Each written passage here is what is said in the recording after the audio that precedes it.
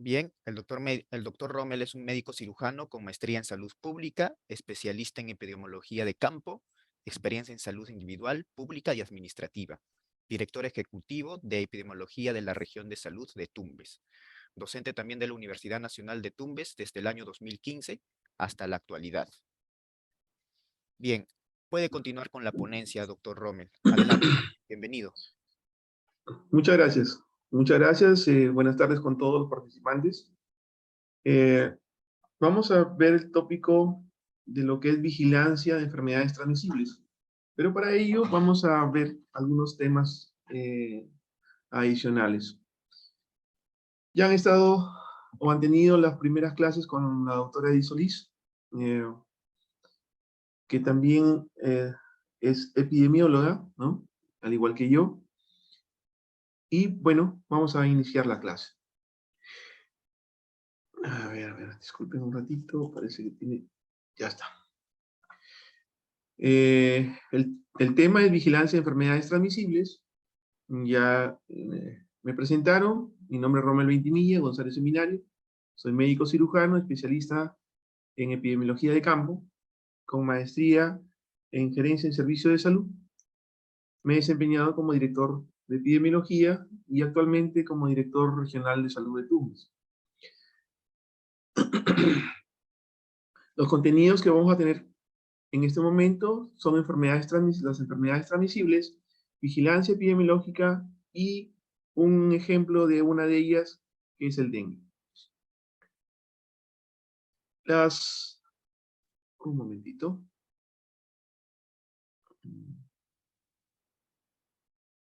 Los gérmenes son los que generalmente nos transmiten enfermedades, pero no necesariamente los gérmenes, independientemente de cómo los llamemos, ¿no? Virus, parásitos, microbios, hongos, protozoos y lo demás, son los únicos que causan enfermedades. También hay otros mecanismos por el cual el ser humano puede tener o llegar a tener enfermedades. Adicionalmente, el medio ambiente en el que nos encontramos puede desencadenar o ser una gran determinante para que las enfermedades se puedan desarrollar. Sin embargo, no todas las enfermedades son transmisibles, como ya han visto con la doctora Edith, la parte de las enfermedades no transmisibles. En el tópico que vamos a tocar hacia adelante es de las enfermedades transmisibles. En este caso, las enfermedades transmisibles, también conocidas como enfermedades contagiosas o infecciosas, son aquellas que son causadas por agentes infecciosos o por productos tóxicos. Dentro de los agentes infecciosos conocemos un sinnúmero de ellos, ¿no? Las bacterias, las bacterias que causan neumonía, los estafilococos, estreptococos, neumococos, pseudomonas y todos los demás. También tenemos a los virus, uno de ellos que actualmente nos hizo estar restringido de muchas actividades, como es la COVID-19, pero hay un sinnúmero de virus adicionales, una pandemia muy cercana y que también causó un gran malestar en el mundo, fue el H1N1, pero no con las mismas repercusiones, el VIH-Sida, 20 años atrás, y así sucesivamente, ¿no? Son enfermedades que se transmiten de persona a persona o de animales a humanos. En la región de las Américas, estas enfermedades son numerosas y de gran alcance. La Organización Mundial de la Salud y la Organización Panamericana de la Salud, abreviado OPS, prioriza las enfermedades en relación a su prevención, a la expansión y consolidación de la cobertura de vacunación, a el acceso al tratamiento de las mismas, al fin de las epidemias de las enfermedades transmisibles y, si de ser posible, a la eliminación de las mismas. En relación a las enfermedades transmisibles, afectan lamentablemente en forma desproporcionada a las comunidades con escasos recursos o recursos limitados. Es allí donde vamos a ver en esos bolsones de pobreza mayormente el desarrollo de las mismas. Pero no significa que las demás personas no pueden desarrollar este tipo de enfermedades. Se vinculan con una compleja variedad de determinantes de la salud que entre ellas se superponen, y en especial disponibilidad de agua potable y saneamiento básico, como les mencioné, párrafos anteriores, mayormente ligados con la pobreza o con el subdesarrollo en muchas partes del mundo, incluyendo el nuestro. Las condiciones de vivienda donde vivimos, los riesgos del cambio climático, las inequidades por razones de género, los factores socioculturales, la pobreza en sí misma, entre otros. Entendiendo que el riesgo de cambio climático puede generar, y a su vez también, por ejemplo, los desastres naturales, pueden generar la aparición de enfermedades transmisibles que en algún instante ya habían sido controladas o habían desaparecido del medio. Como por ejemplo, lo que sucedió hace aproximadamente 10 años en Haití, donde después de un terremoto fueron azotados por una epidemia de cólera. El cólera había sido controlado en todas las Américas, pero lamentablemente esta circunstancia hizo que la disponibilidad de agua y saneamiento básico en esa región centroamericana le jugara una mala pasada y lamentablemente las personas terminaron desarrollando, o mejor dicho, sus localidades terminaron desarrollando una epidemia por cólera.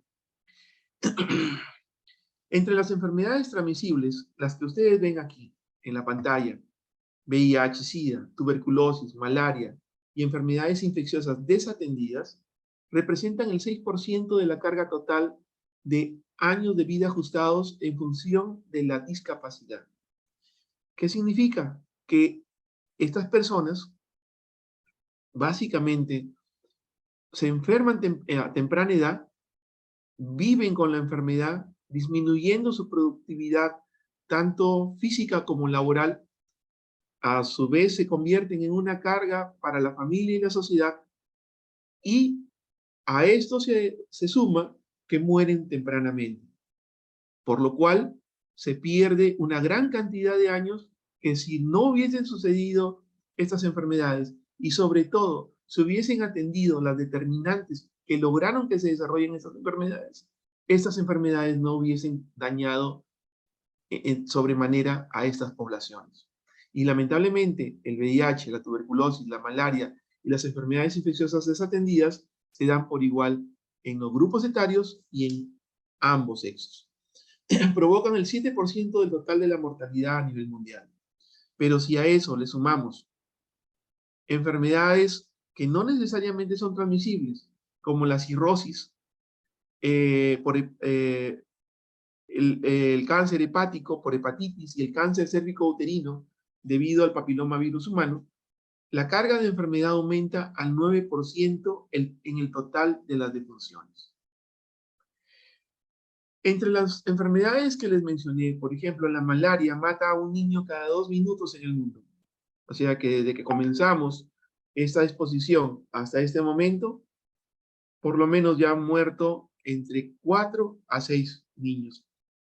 En el 2015, según la Organización Mundial de la Salud, se detectaron 212 millones de casos de malaria, con casi 500.000 muertes, muchos de ellos en niños en el continente africano. Y esto mayormente se ve porque allá el abastecimiento de agua, la pobreza, el problema del manejo de residuos sólidos, si bien es cierto, en nuestro país es un problema, allá es mucho más. En las Américas se estima que hubieron casi 600.000 casos de malaria y cerca de 220 muertes solamente en el año 2016. Dengue. El dengue causa aproximadamente, o causó aproximadamente, en la década de los 80, 1,5 millones de casos. Y entre el periodo 2010 y 2019, 16,2 millones. Eso significa que a medida que ha ido avanzando el tiempo, el dengue se ha ido consolidando en el mundo, pasando prácticamente de la década de los 80 a la década del 2000, entre la década de 2010 y 2019, a casi 10 veces lo que se presentaba en ese periodo. Y eso solamente en ese periodo. A ello todavía falta calcular todas las enfermedades, incluyendo el dengue, que durante la pandemia se han subatendido o subregistrado. Solamente en el 2019 se registraron en ese año 3,1 millón de casos, que significan 2 veces más que toda la década del 80. 28.000 casos graves y 1.534 muertes. En relación a lo que es el VIH, la cantidad de casos en América Latina se estima que se incrementó en un 21% en la década del 2010, con aproximadamente 120.000 personas infectadas. En América Latina, esas causas de enfermedad, en especial lo que estamos mencionando, disminuyó a 41.000 en el 2000, de 41.000 en el 2010 a 37.000 en el 2019. Pero si ustedes observan, no es mucha la cantidad. Son 4.000 casos menos. En esta pandemia todavía falta recalcular todos estos datos y poder tener una data más completa. La COVID-19, que es una enfermedad reciente y que todavía la tenemos presente en nuestra sociedad y en el mundo. Al 22 de septiembre, en el mundo hay 610.393, 610.393.563 casos. Y han fallecido más de 6,5 millones de personas en el mundo. Como pueden ver, las enfermedades transmisibles no es solamente que causan una cantidad pequeña de casos, sino que son grandes los casos, la cantidad, y también con ello se asocian una gran cantidad de muertos. Este es el comportamiento de la COVID-19 al día de hoy. Pueden ver allí los diferentes escenarios que ocurren en Europa, ¿no? Cómo va la cabeza, las Américas, le seguimos en ese orden, las ciudades que están en la costa oeste del Pacífico, el sudeste de Asia, el Mediterráneo oriental y África. Eso es en relación a los casos.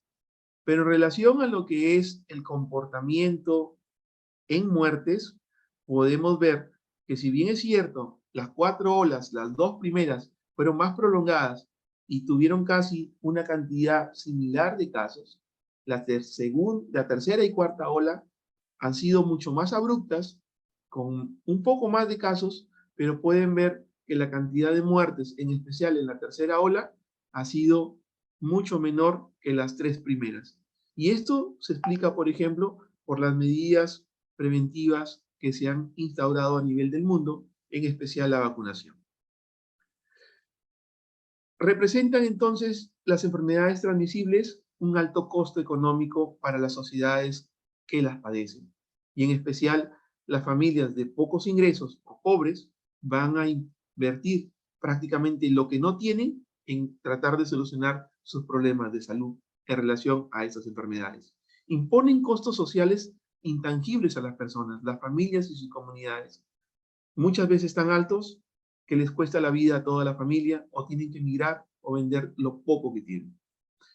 En síntesis, la carga que generan estas enfermedades, sus costos económicos, sociales y de salud, impiden tener una salud plena, impiden el desarrollo de las sociedades y más aún gastamos lo poco que tenemos en lo que más bien deberíamos de invertir en vivir bien. Su forma de transmisión de las enfermedades transmisibles generalmente son por 2 vías, por contacto directo o por contacto indirecto. ¿Y a qué nos referimos a ello? El contacto directo es aquel que requiere de contacto físico entre una persona infectada y una persona susceptible o no infectada. Y este contacto directo es cuando tocamos, besamos, tenemos contacto sexual o contacto con secreciones o de heridas de una persona infectada. Cuando hablamos de contacto indirecto, ocurre cuando tenemos contacto con depósitos de superficies contaminados que han sido infectados por moscas, mosquitos, arañas, arácnidos, pulgas, garrapatas, roedores, perros u otras secreciones. Estas infecciones se propagan de una persona infectada a otra cuando ésta se expone a un estornudo, cuando tose, cuando le caen unas gotitas infectadas de aire, o cuando tiene contacto con algún tipo de secreción o vómito de otras personas. En resumen de las dos diapositivas anteriores, tenemos allí los mecanismos de transmisión, pueden ser directos o indirectos. Directos pueden ser inmediatos, mediatos, puede ser también por una forma vertical, ya sea durante el parto, durante el embarazo, durante el parto o durante la misma lactancia. O una transmisión indirecta por el vómito, por el vector, por los vectores, por el agua, por los alimentos, y por los vectores estos pueden ser en forma activa o pasiva.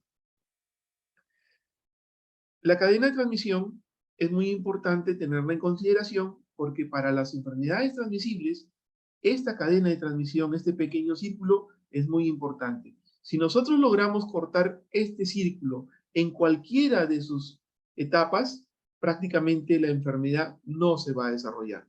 Y bueno, tenemos aquí el agente causal, un reservorio hacia donde se almacena este agente causal, que pueden ser segundos, minutos, días, semanas, años, ¿no? Una puerta de salida, una fuente de infección, un modo de transmisión, de lo que ya hemos hablado, directo, directo, una puerta de entrada y un hospedero, que generalmente es una persona susceptible, una persona que no ha tenido la enfermedad o que las defensas para esa enfermedad ya han decaído. Por ejemplo, ¿a qué nos referimos aquí? Hace años se pensaba que cuando una persona terminaba su esquema de vacunación contra el sarampión antes de los 5 años, ya no requería ningún refuerzo. Eso ha ido cambiando a medida que el conocimiento ha ido variando. Se sabe actualmente que la vacuna contra el sarampión puede proteger de 10 a 12 años, no más. O sea, no es eterna. Y como consecuencia, cuando hay brotes de sarampión, hay que vacunar no solamente a los niños, sino también a los adultos susceptibles que ya haya pasado ese tiempo. Algunas enfermedades transmisibles, como les digo, son de conocimiento de ustedes: la varicela, resfriado común, conjuntivitis, hepatitis, herpes simple, influenza, la COVID-19, la viruela del mono, que está totalmente en boga en la actualidad, la malaria, sarampión, mononucleosis, entre otras, ¿no? ¿Qué es la vigilancia epidemiológica? Y aquí este concepto debemos de tenerlo muy en claro. La vigilancia epidemiológica en sí es un proceso lógico y práctico de evaluación permanente, o sea que no es que ahorita lo hago y mañana no, es constante, es permanente, de la situación de salud de un grupo humano que permite utilizar la información para tomar decisiones de intervención al nivel individual y colectivo. O sea, toda esta información que nosotros diariamente recogemos de los establecimientos de salud, de la vigilancia en sí, nos permite tomar decisiones, nos permite saber la situación de salud de los grupos humanos y a su vez nos permite poner o poder disminuir o poner fin a los riesgos de enfermar y morir, que es el objetivo máximo que se quiere alcanzar con la vigilancia epidemiológica. También ello está encaminado, como les mencioné, en contribuir a la prevención. De nada sirve hacer vigilancia si no instauramos medidas de prevención con la información que se tiene. De nada sirve hacer vigilancia, recoger toda esa información, si no se hace el control, la eliminación o la erradicación de las enfermedades y los eventos de importancia para la salud pública. Sería inútil tener tanta información, tanto despliegue de los trabajadores de salud, haciendo y rellenando los GIS, haciendo y rellenando las hojas de notificación, los formatos de notificación que se tienen a nivel nacional, haciendo informes cuando estos no sirven para hacer prevención en un futuro evento o para hacer el control y la eliminación y erradicación en eventos actuales. Esta normatividad de la vigilancia epidemiológica descansa en una resolución ministerial dada por el Ministerio de Salud en junio del 2012. Esto permite que a nivel nacional, tanto las instituciones públicas como privadas deban de hacer la vigilancia de enfermedades transmisibles. deban de hacer la vigilancia de enfermedades no transmisibles y deban de aportar al desarrollo y la salud de todo el territorio nacional en relación a su población. Esta vigilancia de enfermedades transmisibles se basa en la recopilación y análisis de los datos obtenidos desde las notificaciones de casos de las enfermedades que están definidas como notificación obligatoria. Y para ello nosotros tenemos que comprender algunos conceptos clave. Por ejemplo, ¿qué es un caso sospechoso? Es la clasificación inicial que se utiliza en la vigilancia epidemiológica de enfermedades y eventos, la cual cumple con criterios clínicos y epidemiológicos según la patología o evento a vigilar. O sea que cuando nosotros hablamos, por ejemplo, de un caso sospechoso de COVID, que es el más reciente que tenemos, ¿qué es lo que vamos a decir? Un caso sospechoso es una persona que tiene tos o dolor de garganta. Con eso nosotros estamos clasificándolo como un caso sospechoso.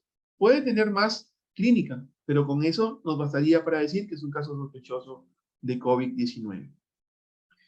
¿Cuándo hablamos que es un caso probable? Cuando la persona reúne, aparte de esos criterios clínicos, en el caso especial de COVID, criterios epidemiológicos, ha tenido contacto cercano con otra persona o con un grupo de personas que tienen la misma sintomatología en un tiempo cercano, que para la COVID no debe pasar más allá de los 14 días, y que tiene algún examen de laboratorio de una enfermedad o evento, pero que este examen de laboratorio no es confirmatorio. Y ustedes dirán, pero si le tomamos un examen de laboratorio, ¿me confirma la enfermedad? No todos los exámenes confirman la enfermedad.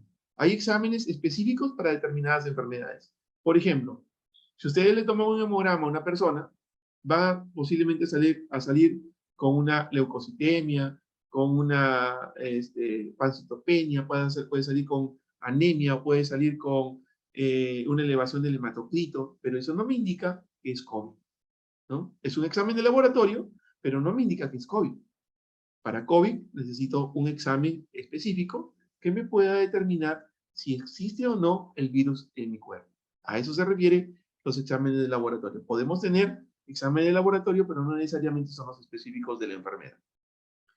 El caso confirmado es el caso sospechoso probable, o sea que tiene la clínica, tiene las variantes epidemiológicas y de laboratorio, y que se ha confirmado por una prueba de laboratorio específicamente contra la COVID-19. En la actualidad, una PCR contra la COVID-19 o una prueba antigénica PCR contra la COVID-19. Por nexo epidemiológico, ustedes dirán, pero anteriormente dijo que un grupo de personas que podrían tener tos o fiebre o síntomas similares. Claro, pero eso es en la clínica. Cuando hablamos de nexo epidemiológico, estamos hablando de que ha tenido contacto ya, en este caso, definición de caso confirmado, con una persona que ha tenido COVID-19 o que ha sido diagnosticado con COVID-19.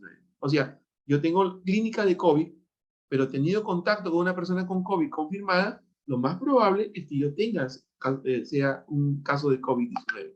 Y en este caso, se considera como caso confirmado. O por criterios clínicos de alto valor predictivo. Para la COVID-19, siguiendo el mismo ejemplo, por ejemplo, son las tomografías, donde nos pueden mostrar exámenes específicos o imágenes tomadas a nivel de los campos pulmonares. Hay también otros exámenes, pero que tienen menor valor predictivo que la tomografía, que son las ecografías tomadas a nivel del mediastino. Caso confirmado por nexo epidemiológico, lo que les había mencionado. Persona que ha tenido contacto con una o más personas quienes tienen o tuvieron la enfermedad, o sea que se les confirmó la enfermedad, o que han estado expuestos a una infección, a una fuente de infección, o forman parte de una cadena de transmisión donde se ha confirmado al menos un caso por laboratorio.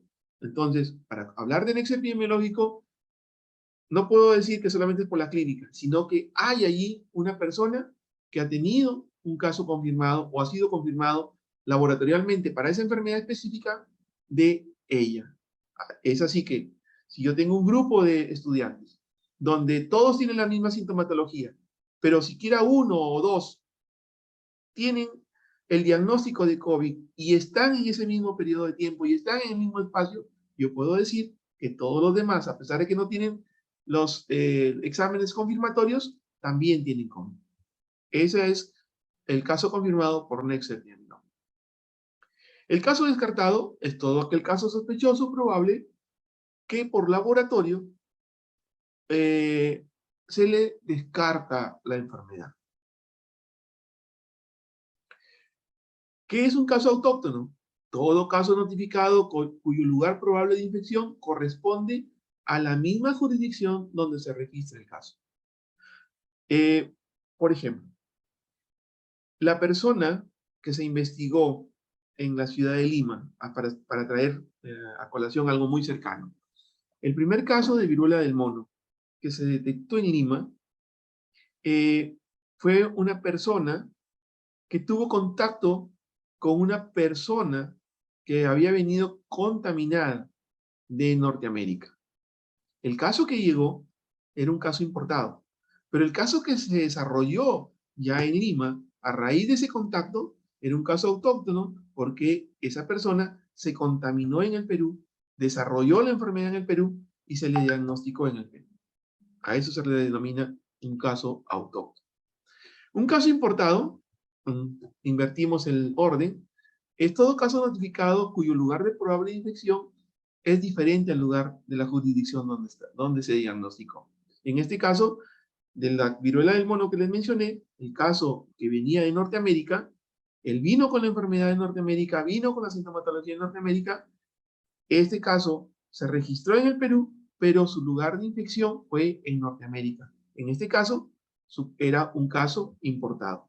Aquí hay que tener bastante consideración con los casos importados, porque a veces uno dice, bueno, ya para sacarlo del problema nuestro, ¿no? Le ponemos a todos casos importados porque vienen de afuera. Tenemos que tener mucho cuidado, porque al igual que lo que sucedió con este caso importado y este caso autóctono, justo de allí empezaron a desarrollarse más casos. Siempre un caso importado. Cuando llega a una población susceptible, cuando llega a un lugar donde puede desarrollarse la enfermedad, después de ese caso importado, ustedes van a encontrar un sinnúmero de casos más. Y en este caso ya serían autóctonos.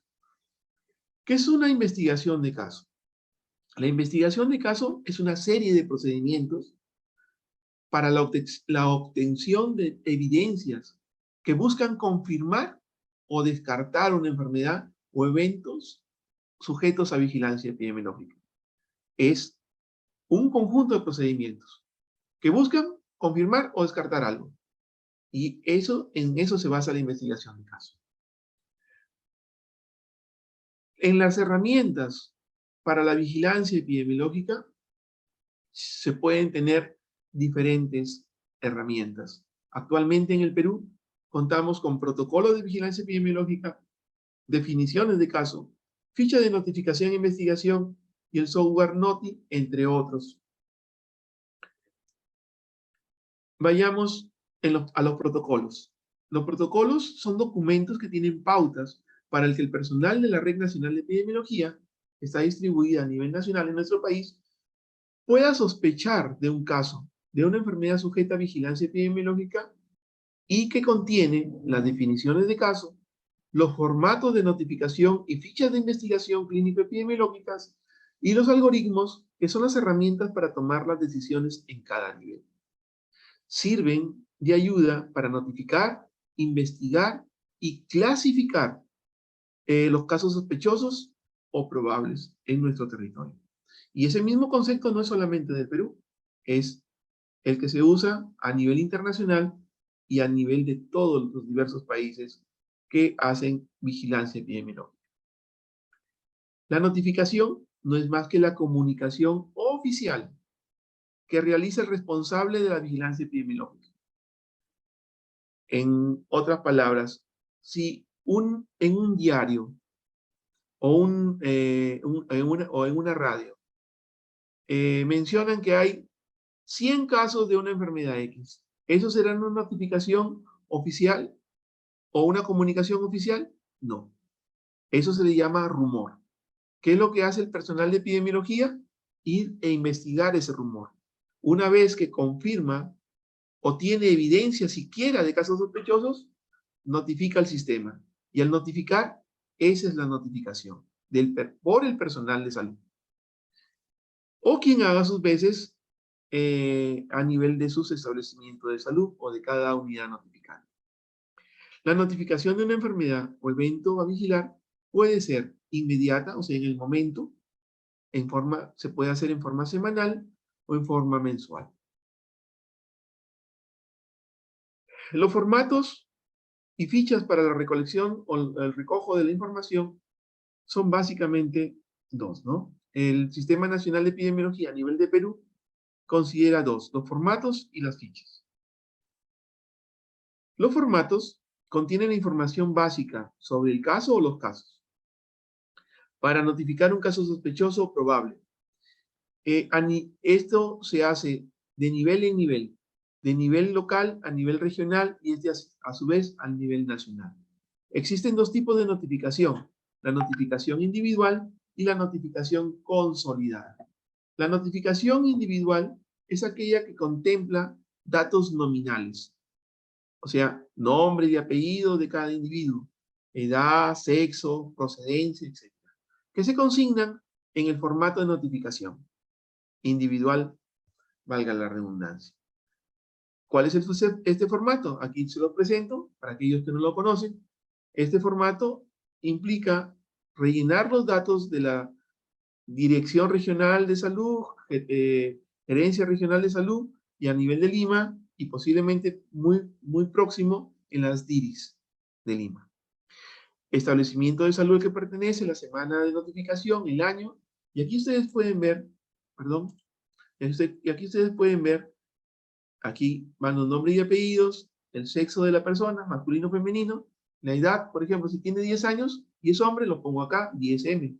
Si es mujer y tiene 10 años, 10F acá. Ya no tengo que rellenar el otro.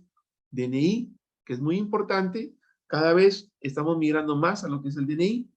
El lugar probable de infección, la provincia, distrito, localidad, que nos sirve con los datos anteriores para poder ubicar al individuo en mención y poder culminar la investigación si esta todavía no ha terminado. Recuerden que la notificación en este formato no necesariamente tiene que ser del caso confirmado. Puedo yo notificar un sospechoso o probable mientras termino la investigación y luego puedo decir, ¿se confirma o se descarta?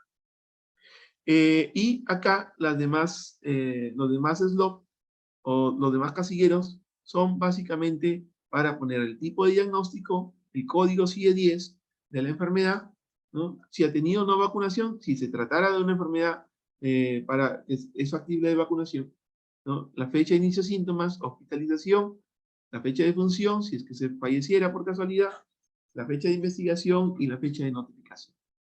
Si se hizo ficha de investigación, sí o no, y si tiene, qué tipo de vigilancia es. Si es una vigilancia pasiva o es una vigilancia activa. ¿Cuándo le llamamos una vigilancia pasiva? Cuando las personas se acercan a los servicios de salud o se acercan a nosotros para notificarnos o comunicarnos un evento. ¿Cuándo es una vigilancia activa? Cuando hacemos búsqueda activa en comunidad. O sea, no esperamos a que los casos lleguen al establecimiento, sino que los vamos y los buscamos, los ubicamos, los catalogamos y los notificamos. Acá, aunque un poco más pequeño, es la lista de enfermedades de notificación inmediata, ¿no? Por ejemplo, uno de ellos es la viruela, es de notificación inmediata. Ahí no hay que esperar. No podemos esperar días, semanas o meses para notificar.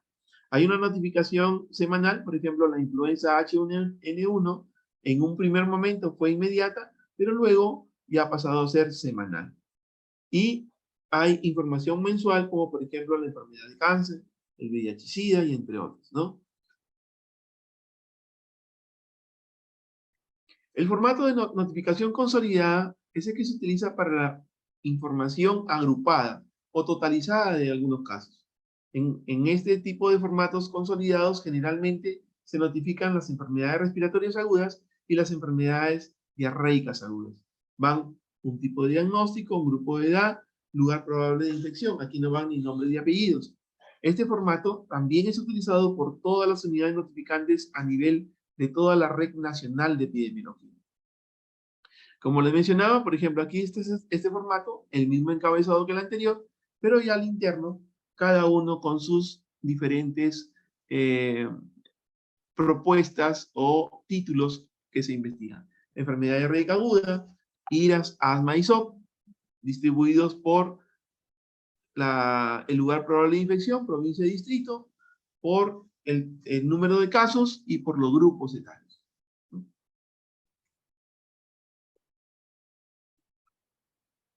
Las fichas de investigación epidemiológica son diseñadas para investigar un caso sospechoso o probable de una enfermedad en específico o un evento de notificación individual y clasificarlo como confirmado o descartado. De allí vamos a ver un ejemplo con lo que es dengue, como les mencioné al inicio. Vamos a verlo más adelante, así que vamos a ir viendo esto en el transcurso de la exposición. El flujo de la notificación, como les mencionaba, local, regional y nacional. Todo flujo de notificación es desde el nivel local, o sea, de un establecimiento de salud, ya sea público o privado, independientemente del nivel. Puede ser de primero o segundo nivel de atención, institutos especializados, cualquiera de ellos puede notificar. ¿A quién notifican? A su nivel local. Si es un establecimiento donde hay varios establecimientos dentro de un distrito, le notificarán al que tiene mayor al que tiene mayor resolución. Si están dentro de una microred, como era anteriormente la distribución, pues les notificarán a su microred, a su red, y la red a la dirección regional, y la dirección regional al nivel nacional. En la vigilancia de casos, los casos ingresan al sistema como casos sospechosos o probables y siempre deben de ser investigados.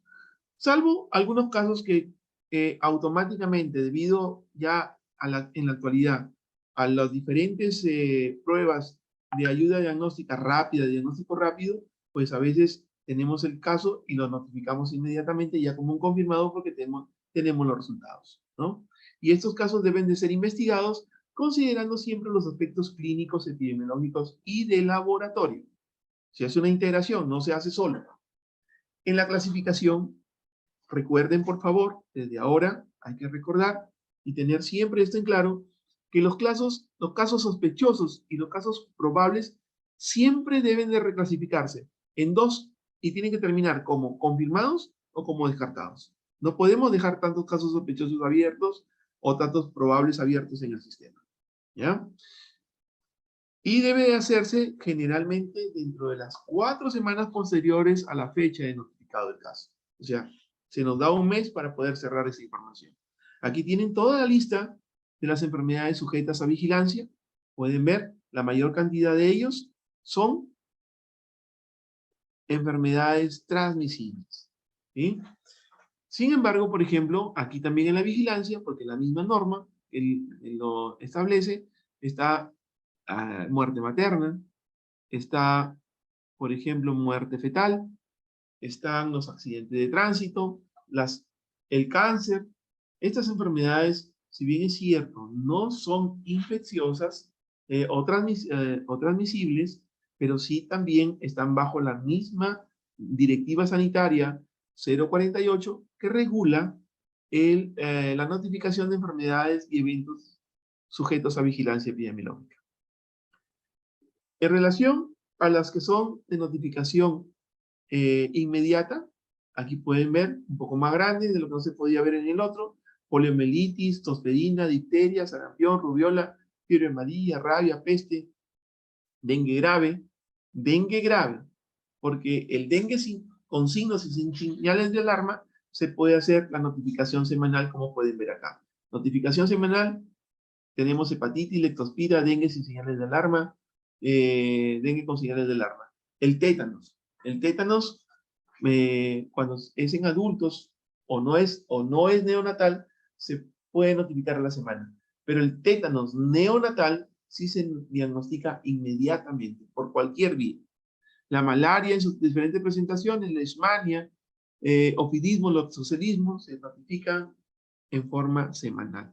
Y en forma mensual, VIH, SIDA, accidentes de tránsito, infecciones hospitalarias y el cáncer. Las alertas epidemiológicas también sirven para tener evidencia o estar al día en lo que está ocurriendo. En el caso de las alertas epidemiológicas, por ejemplo, de la OPS, estas sirven para informar a sus Estados miembros. En el caso de las nuestras, sirven para informar a quién, a nuestros conciudadanos, a nuestros establecimientos de salud que tienen que tomar decisiones y que tienen que hacer medidas preventivas o de control, dependiendo del estadio de la enfermedad, ¿no? También esas alertas se acompañan no solamente del dato clínico, de la parte epidemiológica como tal, de los datos, sino también de recomendaciones. ¿Qué hay que hacer? Generalmente esas alertas, ya sea a nivel nacional o internacional, están ligadas mayormente a agentes infecciosos, pero no necesariamente. A veces también hay otros relacionados a mercancía contaminada, a la iniquidad de los alimentos o algún evento químico o radionuclear, de acuerdo al Reglamento Sanitario Internacional que data del año 2015. Esta es una alerta epidemiológica de la OPS del 10 de junio de 2022, ¿no? Aquí pueden ver, por ejemplo, al 10 de junio se estaba reportando el incremento de casos en países como Afganistán y Pakistán. ¿Dónde están estos? En Asia. Pero para el 13 de septiembre ya estábamos hablando de circulación de virus de la polio en Estados Unidos. ¿Quién se iba a imaginar que en esta etapa de nuestro desarrollo tecnológico, de civilizaciones que han ido y han venido, en la actualidad Estados Unidos tenga un brote de polio cuando mayormente estaba asociado a lugares con escasos recursos? Pero no solamente los escasos recursos hacen la diferencia. Los escasos recursos para Afganistán, para África, eran y son comunes. Porque, bueno, incluso para comprar las vacunas se necesita dinero. Pero en el caso de Estados Unidos, que tiene todo un aparataje, ¿cuál sería la justificación? ¿Alguien de los participantes nos podría decir cuál es el determinante mayor que ha ocurrido en Estados Unidos en relación al brote de poliomielitis que tiene actualmente? Hola, hola, ¿están ahí?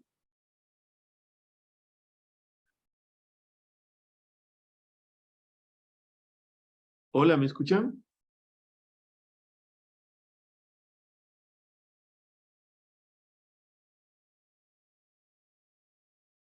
Jocelyn, Sí, doctor, lo escuchamos muy bien. ¿sí? Sí, así ¿Alguien es. podría? Bueno, como comentó el doctor, desea participación de algunos de ustedes, ¿sí? Les agradeceríamos que de repente lo hagan en el botón del chat. Igualmente, nosotros tenemos activado la manito levantada para que puedan hacer su comentario, ¿sí? Les agradeceríamos o cogemos aleatorio, doctor. A ver, para no presionarlos. Bueno, en el tema de la polio, en Estados Unidos, que la polio está más ligada, como les mencioné en las láminas anteriores, las enfermedades transmisibles están más ligadas a abastecimiento de agua, al problema de tratamiento de residuos sólidos, al problema de la eliminación o el tratamiento adecuado de las aguas hervidas, la misma pobreza, ¿no? Algo que en Estados Unidos, si bien es cierto, ocurre, pero no es tan frecuente como lo que sucede en los países antes mencionados. En Estados Unidos el problema mayor ha sido el problema de la vacunación, la renuencia a la vacunación. Mientras que los países de las Américas, las de la región de las Américas, en especial los latinoamericanos, nosotros, hemos tenido muy buenas coberturas de vacunación antes de la etapa pandémica del 2021. Estados Unidos no. Sus respuestas o la aceptación de las vacunas ha sido muy pobre. Entonces, eso ha condicionado a que lamentablemente en la actualidad tengan un brote considerable de poliomielitis. Y no estamos hablando de personas que solamente les va a afectar la enfermedad, se le diagnostica polio y acabó. La poliomielitis es incapacitante y en algunos casos causa la muerte. Por eso es grave. Y la incapacidad es de por vida. A ver. Tenemos otra, que es la viruela símica, por ejemplo, ¿no? Al 13 de septiembre, con la fecha de evaluación del 9 de septiembre, se volvió a emitir una alerta a nivel mundial sobre la viruela del mono. A ese entonces, al 9 de septiembre, que es la fecha de evaluación, se habían diagnosticado cerca de 33.000 casos en 31 países a nivel de las Américas. Nosotros también tenemos, ¿no? Y bueno, haciendo un pequeño paréntesis en el tema de la Semana de la Epidemiología, justo hoy, la doctora Edith, como le mencionaba, es epidemióloga, la saludos desde esta parte del territorio nacional, así como a todos los epidemiólogos a nivel de la nación. Esta página de epidemiología es de uso público. Basta con que ustedes coloquen DGE, D de dedo, G de gato, E de enano, a nivel de cualquier buscador, y les va a aparecer así, dg.go.p, Centro Nacional de Epidemiología. Ahí pueden encontrar toda la información, toda la normatividad está allí. Allí pueden encontrar algo relacionado a la toma de decisiones, por ejemplo, los mapas de calor, el boletín epidemiológico, el tema de videos autoeducativos y los formatos que se utilizan. Las mismas alertas epidemiológicas, como les dije, ¿no? A nivel del mundo, son las alertas que emite la OPS para los Estados miembros. Pero para nosotros, las alertas epidemiológicas es para nuestro territorio nacional. La última emitida por el Centro Nacional de Epidemiología es por un incremento de casos de dengue y ocurrencia de brotes en diferentes regiones del país. También tenemos a nivel de esa página el intranet, donde podemos hacer uso de aplicativos y de las herramientas de vigilancia epidemiológica que ya les he mencionado. Todos los aplicativos que se utilizan están aquí, ¿no? Los pueden leer, algunos de ellos, por ejemplo, Vigilancia Centinela de Influenza, Vigilancia Salud Mental, y bueno, este es no transmisible, vayamos a los transmisibles, Vigilancia Centinela de VIH, Vigilancia Sindrómica, Vigilancia Neumonías, Vigilancia de Rotavirus, Vigilancia Neumonías, meningitis bacteriana en el Perú, de Zika, de viruela del mono.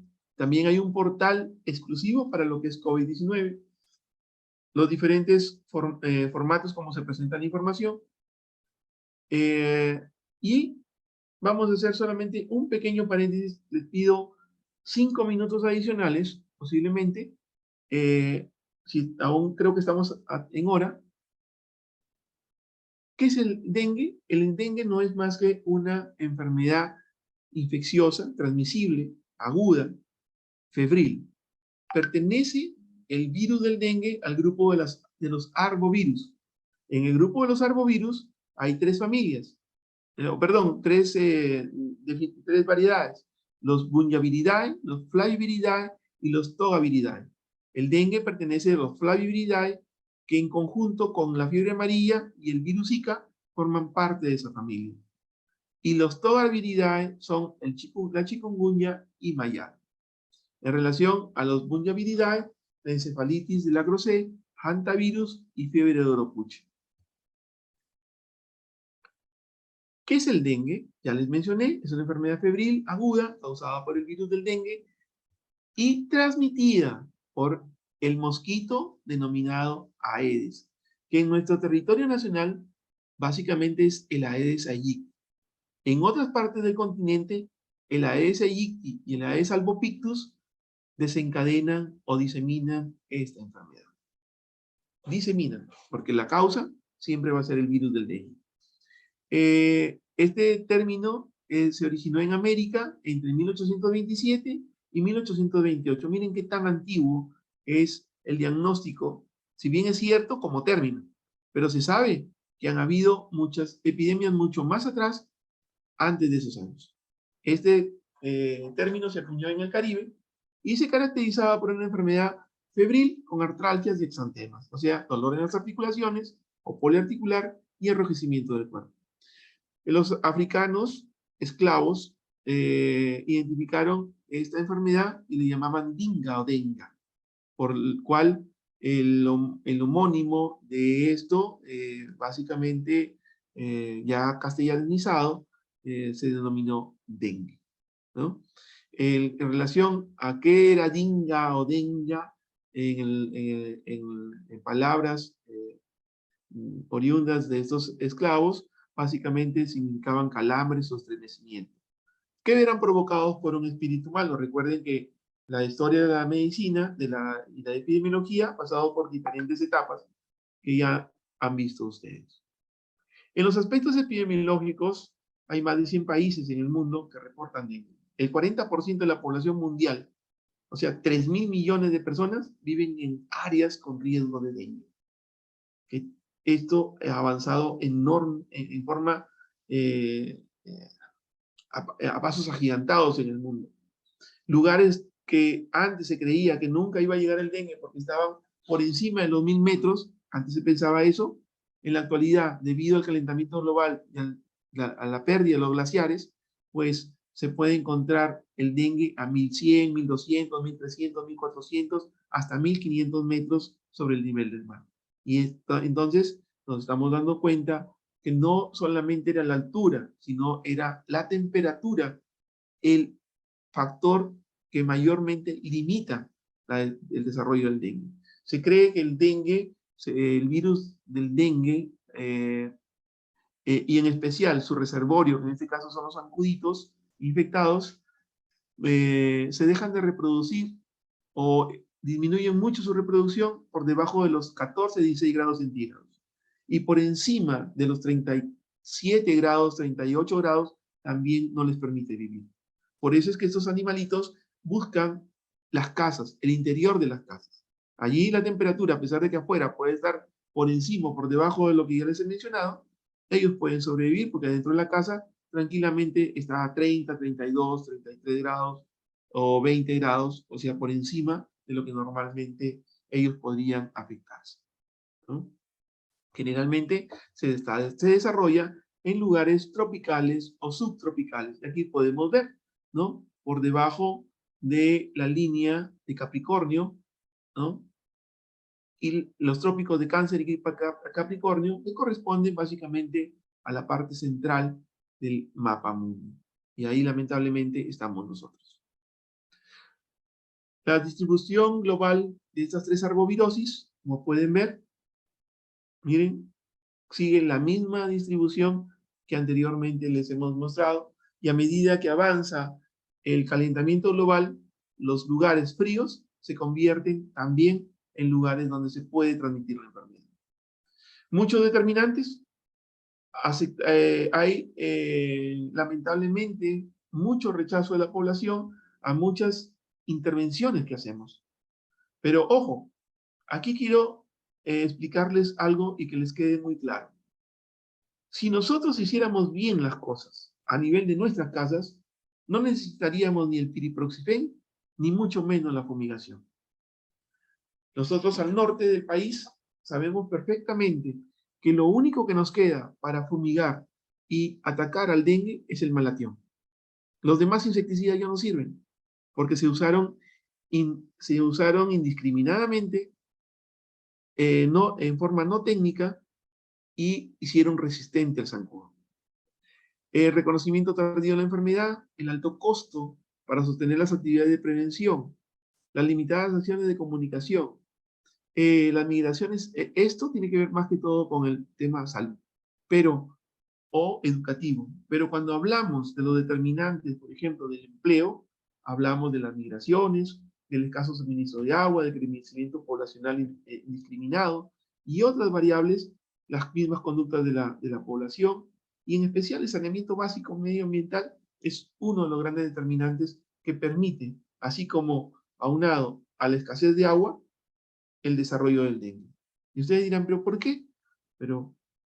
Porque las personas que no tienen agua tienen que almacenarlas. y el almacenamiento de agua realizado en forma ineficaz, se convierte esa agua tranquilamente en la casita del dengue.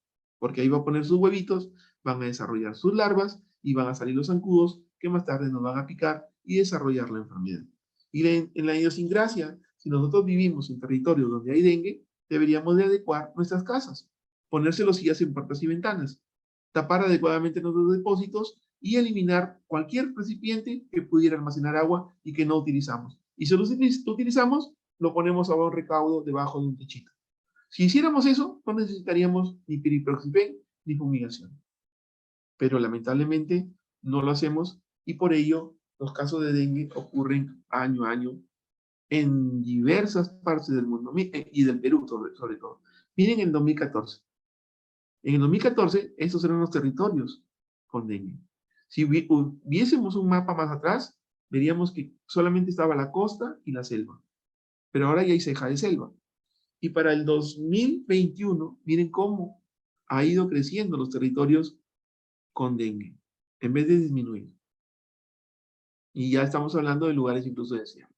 Recuerden que hay 4 tipos de virus, 1, 2, 3 y 4, y que hay diferentes genotipos de los mismos. Los serotipos dan inmunidad específica para toda la vida para cada serotipo, pero no para todos los demás serotipos. Y más bien, cuando uno tiene ha sido infectado por un serotipo, voy a volver al anterior. Por ejemplo, si yo tuve virus dengue 2 y después viene un brote por dengue 4, la probabilidad de que muera o me complique por dengue es mucho mayor en relación a que si no lo hubiese tenido. Entonces, no es solamente tener el virus, sino también tener enfermedades repetitivas a ese mismo virus.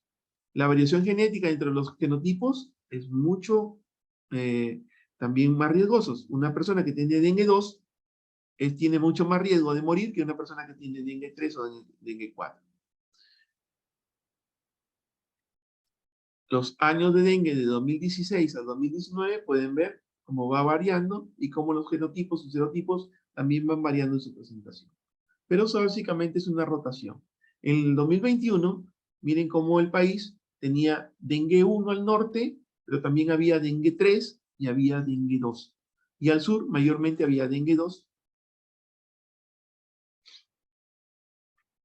Esto es lo que les mencionaba en el flujo, solamente para consolidar nuestra información, independientemente. Esto se les puso en relación a lo de dengue. ¿De dónde nace la información? De los centros, puestos y hospitales u otros. ¿Dónde pasa? A las cabeceras de REC o MICORREC, después a las de REC, direcciones de salud a nivel central, y la información en forma de boletín de alerta retorna de la misma manera. O debería retornar. A nivel del país, en la actualidad existen casi 10.000 unidades subnotificantes en todo el territorio nacional, que viene a ser la red más grande en salud que existe a nivel de todo el territorio. Hay que tener en cuenta que varios usuarios utilizan nuestro sistema de información. Y que la vigilancia epidemiológica del dengue y de otras arbovirosis muchas veces son comunes. ¿A qué me refiero? A que, por ejemplo, cuando investigamos dengue, también investigamos a la de Zika y chikungunya y otras como posiblemente malaria y ropucha, que tienen casi las mismas características clínicas. Y fue una integración que se logró desde el año 2010 en adelante y se consolidó en el 2014. Aquí tienen la norma ministerial, la 982 del 2016, que establece la vigilancia y cómo hacer el diagnóstico del laboratorio de dengue, chikungunya, zika y otras arbovirosis, ya no por separado, como se decía antes, sino en forma integral. Los escenarios de dengue pueden ser varios. Para escenario 1 es que básicamente no hay la enfermedad, pero que puede desarrollarse en cualquier momento. En el escenario 2 es donde hay casos, pero estos casos están controlados. Y en escenario 3 es donde hay brotes de la enfermedad. y la transmisión es constante. ¿Cuál es la idea? De devolver a los escenarios 3 a 2 y el 2 a 1, y que así se mantenga. Hay diferentes tipos de vigilancia en este caso. Vigilancia de caso, investigación epidemiológica, vigilancia febriles y la vigilancia centinela. Todo ello también de acuerdo a los escenarios, pero se menciona que debería ser en los 3 escenarios las 4 vigilancias. La finalidad, evitar los brotes, y si no hay, evitar que hayan casos. La evaluación del agente circulante hay que hacerlo en el escenario 3, hay que determinar específicamente qué tipo de dengue está sucediendo, 1, 2, 3 o 4. Las vigilancias especiales también se hacen en escenarios epidemiológicos 3, y los estudios de investigación se recomienda hacerlos en escenarios epidemiológicos 2, no en el 3, porque ahí ya no cabe la investigación, ya que todo el mundo está distraído en relación a la enfermedad en sí. Los tipos en los cuales nosotros siempre tenemos que hacer clínica diferencial en una arbovirosis es con esos 3 en especial, con dengue, con chikungunya y con zika. El dengue puede ser diagnosticado como dengue grave, dengue probable con signo de alarma o dengue sin signo de alarma. Recuerden, por favor, dengue en la actualidad tiene 3 clasificaciones: sin signo de alarma, con signo de alarma y dengue grave. No existe en el argot médico en la actualidad el diagnóstico dengue clásico y dengue hemorrágico. Eso fue hasta antes del 2010. Según nuestra normatividad y lo que establece la Organización Mundial de la Salud y la OPS, son esos 3 tipos de diagnósticos: sin signo de alarma, con signo de alarma y dengue grave. Recordar nada más, por favor, y esto les puede servir al día a día, ya sean que fuesen personal de salud o no personal de salud. El dengue no es una enfermedad diferente entre signo de alarma, con signo de alarma y dengue grave. Es la misma enfermedad en diferentes fases de evolución. Si ustedes no tratan y no identifican al dengue en esta etapa, en dengue sin signo de alarma, va a progresar a dengue con signo de alarma, va a progresar a dengue grave y va a progresar a la muerte. Todo caso de dengue sin signo de alarma, lo primero que hay que tratar es la fiebre con simplemente acetaminofén o paracetamol y baños tibios con agua tibia. Ese es para la fiebre, para el dolor. Y con líquidos, tomar líquidos, cualquier tipo de líquido sirve, excepto cerveza, vino, whisky, pisco y todo lo demás. Todo lo que no es alcohol sirve para hidratarse. ¿Ya? Y si no hidratan adecuadamente a las personas, estas van a progresar a dengue con signo de alarma, y en minutos u horas pueden pasar a dengue grave, y en segundos o minutos u horas se puede morir. Recuerden bien, todo paciente con dengue no puede irse a su casa si no instauramos las medidas preventivas para estas 2 enfermedades, o para estas 2 evoluciones de la misma enfermedad, perdón. Entonces, caso de dengue diagnosticado, dar vía oral. Si es dengue sin signo de alarma, dar vía oral líquidos que hidraten, medicamentos que bajen la fiebre, y si son con signo de alarma o dengue grave, tengo que devolverlo a con signo de alarma y a sin signo de alarma. Si hacen un buen manejo, olvídense de las plaquetas, olvídense de los antibióticos, olvídense de todo. Simplemente líquidos con electrolitos de preferencia y disminuir la fiebre. Ese es el secreto para manejar el dengue. Esta es la ficha clínica epidemiológica, que consta de la parte general, los antecedentes epidemiológicos, si tuvo o no tuvo dengue, cuándo y en qué año, los signos y síntomas más frecuentes de la enfermedad, los exámenes de laboratorio y su clasificación. Que por cierto, esta clasificación, en algunas regiones colaboramos para que esta ficha pueda integrar. Y gracias a esa integración, en la actualidad ustedes tienen una ficha mucho más bonita, mucho más integrada y mucho más funcional. Esto es los exámenes adicionales que se pueden hacer con dengue, el ISA, el NS1, antígeno, la PCR, histopatología, generalmente ya cuando han fallecido las personas, o la detección de IgG e IgM en los laboratorios. Lo mismo, y los retos, y con esto terminamos, hay que hacer difusión de la normatividad en las 24 regiones a nivel nacional. La capacitación al personal de salud, al igual que la normativa, a todo nivel, desde el primer nivel de atención, porque justo ahí van a aparecer los casos. Y en los diferentes niveles siempre tenemos que estar capacitados, entrenados o reentrenados y están fortaleciéndose siempre. Fortalecimiento de las vigilancias epidemiológicas a todo nivel, mejorar el flujo de la notificación a todo nivel, mejorar el control de la calidad de la ficha clínica epidemiológica, porque si nosotros ponemos datos que no sirven, no va a servir para nada hacer la investigación y hemos perdido tiempo. Mejorar el control de la calidad de la base de datos, eso tiene que ser a todo nivel y siempre.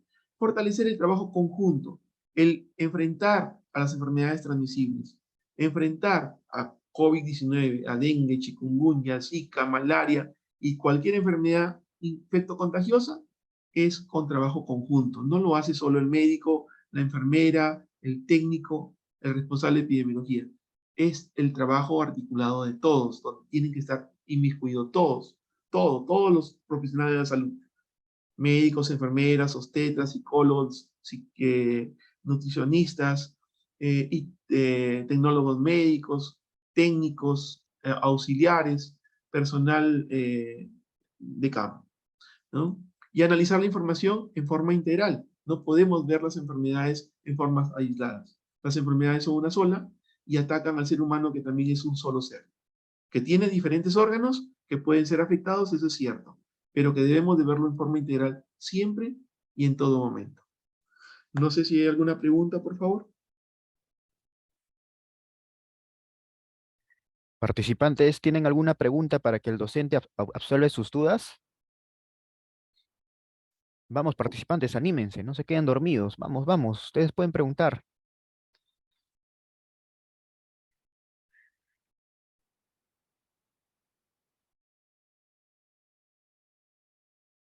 ¿Algún participante que se anime, por favor, a preguntar?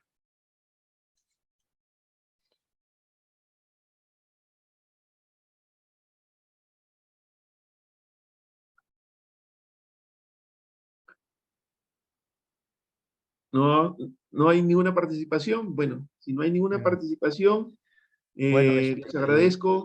muchas gracias por su ponencia, doctor Rommel. Espero contar con usted en en unos próximos cursos.